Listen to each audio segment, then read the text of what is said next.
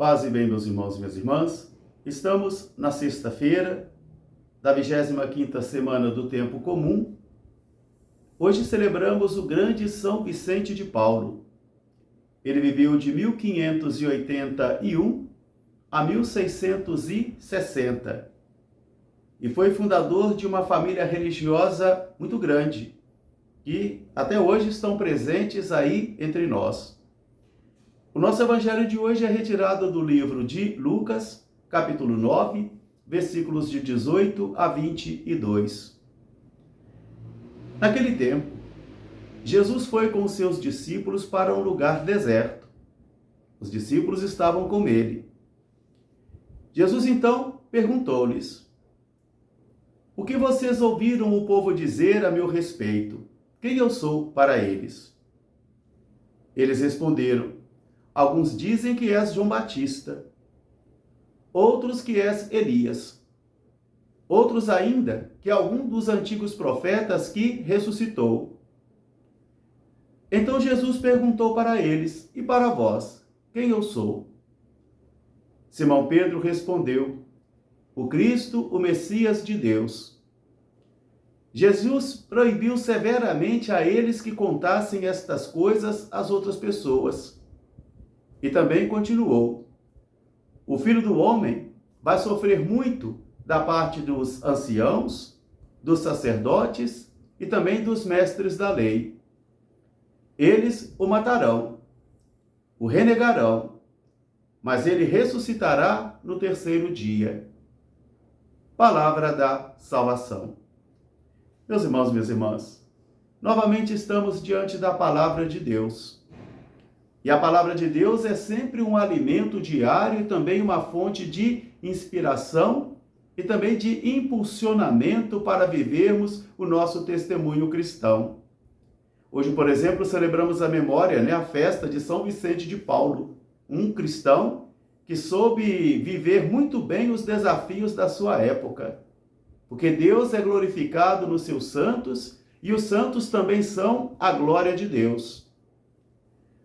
Na primeira leitura, ainda estamos no livro do Eclesiastes, onde o autor sagrado convida a mim e a você a mergulharmos no sentido da história, no sentido da vida, e perceber que nada é eterno, que nada é permanente a não ser o Senhor. Diz ele: "Há tempo de nascer, tempo de morrer, tempo de amar, tempo de odiar, tempo de construir, tempo de destruir. Há tempo de paz, há tempo de guerra. À noite, há dia." De que adianta o homem e a mulher se matar tanto, se escravizar tanto, se endoecer, também ficar doentes, com tanta coisa que querem adquirir e fazer, se no final vão deixar tudo e não vão levar nada? Isso não significa que o autor sagrado está propondo uma cultura de homens e mulheres preguiçosos e acomodados, não. Mas de homens e mulheres que aprendam a não absolutizar as coisas, a usar as coisas e não se deixar usar por elas, não se deixar dominar por elas, mas a administrar bem o tempo e as coisas para viver bem a sua vida. Aqui está o grande sentido hoje desse texto retirado do livro do Eclesiastes. Tudo passa. Tudo passa. E às vezes, como vaidade e também embriagados desta vaidade, podemos achar que somos eternos, insubstituíveis e que vamos carregar tudo. E o autor sagrado diz que não. Não conseguimos também dizer e compreender os mistérios de Deus. Esse mistério vai sendo desvelado pouco a pouco, mas mesmo assim morreremos e não conseguiremos compreender tudo aquilo que o Senhor tem no seu plano de amor. Então agora nós podemos entrar no espírito do Evangelho, porque os discípulos estão retornando da missão. Eles foram enviados, realizaram a missão pelos povoados e aldeias, agora eles estão regressando e eufóricos e alegres, orgulhosos, vaidosos, porque diziam eles: até os demônios obedeciam à nossa ordem. Eles estão triunfalistas, então. Jesus toma, então, os 12 e vai com eles. Vai com eles para um lugar deserto. E eles estavam com Jesus. Estar com Jesus, permanecer com Jesus, é a fonte do conhecimento sobre a pessoa dele. Porque para estar com uma pessoa, precisamos estar com essa pessoa, permanecer com essa pessoa, para que assim não venhamos a viver somente de informações de outros, informações acadêmicas. Mas é preciso estar com Jesus. E estando ali então Jesus com seus discípulos, ele vai fazer pergunta que é muito importante para todos os cristãos em todos os tempos. O que o povo diz que eu sou? Herodes não soube responder quem é Jesus. O povo de Israel também tinha uma diversidade de opiniões sobre Jesus de Nazaré. Para uns era João Batista, para outros Elias, para outro um profeta. Então agora os discípulos, voltando da missão, também trazem a mesma resposta. Quem é Jesus para o povo? Eles dizem, uns dizem que você é João Batista, outros que você também é Elias e outros algum profeta que ressuscitou dos mortos. Quer dizer, nem eles têm ainda a plena consciência de quem é Jesus, nem eles.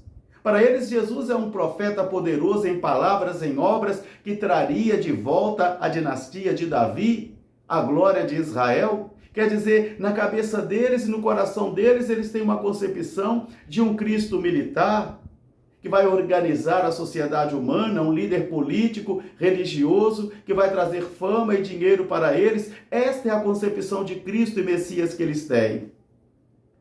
Depois, então, de observar quais foram as opiniões que eles deram, então agora Jesus devolve a responsabilidade para eles.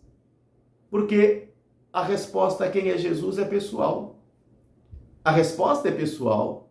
Não é uma resposta meramente doutrinal ou tradicional, mas é uma resposta pessoal, onde é você e sou eu que temos que responder dia após dia quem é Jesus, mas para isso é preciso estar com ele, é preciso conviver com ele, e é preciso também romper as ideologias, romper as ideias, romper os achismos, para mergulharmos no mistério que vai sendo desvelado dia após dia, no mistério da cruz. No mistério da cruz. Pedro vai tomar a palavra e vai dizer, tu és o Cristo, o Messias, o Filho de Deus, mas mesmo ele não tem uma clareza de qual era o sentido desse messianismo de Jesus, esse ser Cristo de Deus. Pedro também não tem essa concepção, só aos poucos é que ele vai percebendo esta resposta. E Jesus proíbe então a eles que contassem isso a alguém, porque era perigoso dizer que ele era o Cristo. Agora Jesus então começa a tirar o véu das ideologias, o véu dos achismos. Vai desvelar o mistério dizendo, o Filho do Homem vai padecer na mão dos mestres da lei, dos sacerdotes e dos anciãos, eles o matarão, mas ele ressuscitará. Isso aí já foi agora um banho de água fria no euforismo deles, porque essa imagem desse Cristo eles não querem. Para compreender o mistério de Deus, é preciso contemplar o mistério de Jesus crucificado, o crucificado. Assim é a teologia de Paulo, assim nos ensinou Paulo. A cruz que é loucura para um, burrice para outro, mas glória de Deus, poder de Deus, e somente aqueles que pertencem a Deus conseguem compreender esse mistério. E para compreender o mistério de Jesus, é preciso considerar a cruz. Mas isso vai sendo feito se desvelando paulatinamente, dia após dia, quando estamos com Jesus, quando nos deixamos formar por Jesus, quando participamos da intimidade de Jesus. Um segmento distante, um segmento indiferente, um segmento tradicional, um segmento somente por busca de outras coisas, será incapaz de desvelar o mistério de Jesus para mim e para você. Por isso Jesus apresenta então a loucura do Cristo crucificado. Loucura para uns e loucura para burrice para outros, mas como ensinou Paulo, poder de Deus. Esta palavra de hoje seja para mim, então para você, esse incentivo a estarmos com Jesus, permanecer no lugar deserto com Ele, inclinar nossas cabeças no peito de Jesus e sentir seu batimento cardíaco, sentir o calor do seu corpo, para que assim nós possamos nos converter em testemunhas dele dia após dia. E cada um individualmente, pessoalmente, possa responder quem é Jesus. Um grande fraterno abraço para todos, paz e bem. Até amanhã, se Deus quiser. São Vicente de Paulo, rogai por nós. Paz e bem.